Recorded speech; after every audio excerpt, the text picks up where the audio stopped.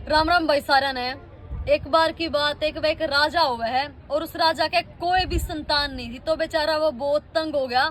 तो उसने अपने दरबार में एक ज्योतिषी बुलाया और उससे कहा कि पंडित जी कोई ऐसा उपाय बताओ जिससे मेरा संतान हो जाए, मैं बहुत दुखी हो गया हूँ। तो जो ज्योतिषी हो है वो को है कि राजा जी एक बच्चे की बलि आपने देनी पड़ेगी, कोई छोटा बच्चा जिसकी बलि आप दे सको तब जाके आपके संतान होगी। तो राजा का मन थोड़ा सा दुखी होया, पर भाई संतान की जरूरत थी और पहले के टाइम में ये चीज चला करती, बलि दे दिया करते नु। तो वो पूरी अपनी जो प्रजा हुआ है और जो मोहल्ला हुआ है पूरा राजा का, उसमें वो अनाउंस करवा दे हुआ है कि भाई कोई अपने बच्चे की अगर बलि दे सके तो राजा तक समर्पित कर दे उस बच्चे ने। तो जब सबके काना तक यह खबर गई तो एक परिवार हुआ है और वो परिवार की जो कंडीशन थी, जो पारिवारिक हालात थे वह इतने ज्यादा खराब थे कि वही बात है खाने न दाने तक नहीं थे। तो उस माँ बाप ने सोचा कि क्यों नहीं, उनके 4-5 बच्चे थे, उन्हें सोचा कि क्यों नहीं अगर हम एक छोटे बच्चे की बलि दे दें, राजा तक सौंप दें, तो कम से कम और बच्चा का पालन पोषण तो कर पाएंगे। मजबूरी उस परिवार की इतनी होगी और जो बच्चा था 10-12 साल की उसकी उम्र थी और वो वैसे भी पढ़ाई में थोड़ा कम था और ना कुछ काम धाम था, भाई दिक्कत थी परिवार में। तो उस माँ बाप ने वो राजा तक सौंप दिया। तो राजा उस बच्चे ने देख के, तो जब उसकी बलि देने का टाइम आवा है तो राजा उससे पूछा है कि बेटा तेरी कोई आखिरी इच्छा हो वो बता। तो वो बच्चा कब है कि राजा जी वो हाथ जोड़ दिया कि राजा जी मेरी आखिरी इच्छा बस यह है कि मेरे तय एक थाली में माटी दे दी जावे, थाली भर के माटी की। तो राजा थोड़ा सा सोच में पड़ जाए कि माटी क्यों मंगवा रहा है, तो पर राजा आदेश दे वह है तो उस बच्चे तय माटी की भरी थाली दी जावे है।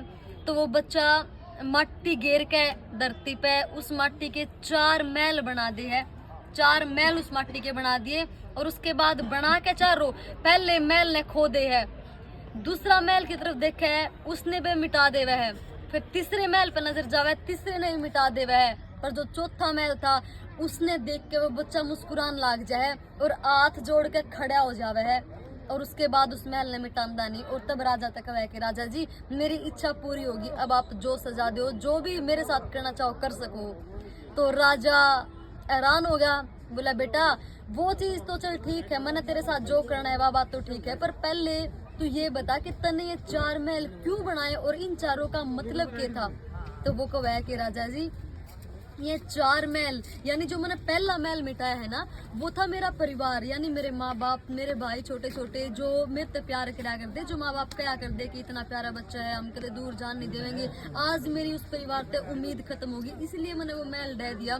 और दूसरा महल था मेरा रिश्तेदार जो नु क्या करते कि हमारे साथ रह लिए बेटा, हम तेरे बहुत प्यार करें, कदे मुसीबत नहीं आने देवेंगे। आज उन्हें जब पता चल कि मेरा परिवार मेरी बलि देने जा रहा है यानी राजा को सौंप रहा है, तो उस रिश्तेदार ने भी मैं रोक्या को नहीं, इसलिए मैंने दूसरा महल बिठा दिया। और जो तीसरा महल था राजा जी वो खुद आपका महल था। एक राजा का फर्ज हुआ है अपनी प्रजा की रक्षा करने का, और आज राजा ही खुद प्रजा की जान ले रहा है, यानी मैंने मरण पे तुल रहा है। तो इसलिए मेरी उम्मीद एक राजा थे आज खत्म होगी, इसलिए मैंने वो तीसरा महल बिठा दिया। पर जो चौथा महल था ना वो महल था मेरे परमेश्वर का महल, वो परमेश्वर जिसने मैं पैदा करा, मेरे ते दुनिया दी, मेरे ते 2 आंखें खूबसूरत दी, और वो भगवान जिस पे मैंने हमेशा उम्मीद थी और हमेशा उम्मीद रहेगी, जो हमेशा हर पल हर घड़ी मेरे पास है, मेरे साथ है और मैंने पूरा भरोसा है उस भगवान पे कि वो भगवान मैंने कदे भी दुखी नहीं होने देगा। इसलिए मैंने वो चौथा महल खत्म नहीं किया राजा जी,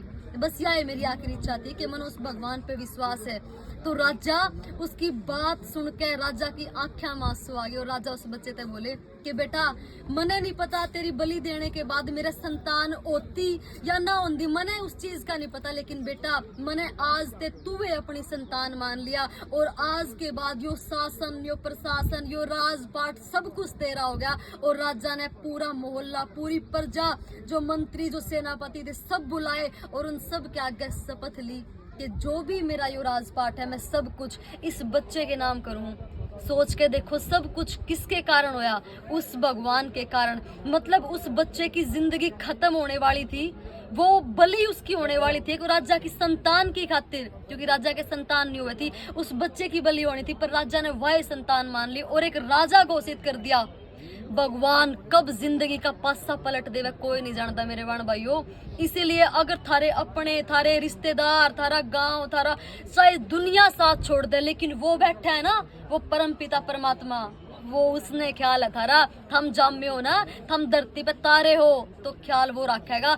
सच्ची नियत है, बस मेहनत करते रहियो, फिर देखना कि ऊपर लोग सलामी करेंगे। बस विश्वास कट्टर होना चाहिए उस भगवान पे कि कुछ भी हो जाओ वो मेरा कदे बुरा नहीं चाहेगा। बाकी समझने वाले समझ गए होंगे। जय हिंद, राम राम।